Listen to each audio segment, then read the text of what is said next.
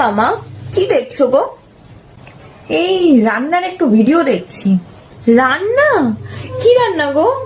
Butter চিকেনের recipe দেখছি। Butter chicken আর butter রুটি, উফ, পুরো জমে যাবে ব্যাপারটা একদম। আমরা তো ভাবলেই এখনই জিভে জল চলে আসছে। না যাই, বুঝলি, নাহলে আবার দেরি হয়ে যাবে।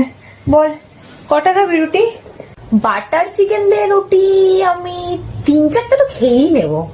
কি বাটার চিকেন, রুটি আর পুঁই শাকের তরকারি? বল কটা খাবি তাড়াতাড়ি। কি মানে, তুমি তো এক্ষুনি বাটার চিকেনের রেসিপি দেখছিলে? হ্যাঁ দেখেছি, মানে কি সেটা আমাকে করে দিতে হবে? আর এই ঠান্ডার মধ্যে তোকে যে আমি গরম গরম রুটি আর পুঁই শাকের তরকারি করে দিচ্ছি না, তোর বাবার অনেক ভাগ্য ভালো। ঠান্ডার মধ্যে এই কাজ করে করে আমার হাত পুরো জমে যাচ্ছে, আবার ও খাবে বাটার রুটি আবার বাটার চিকেন।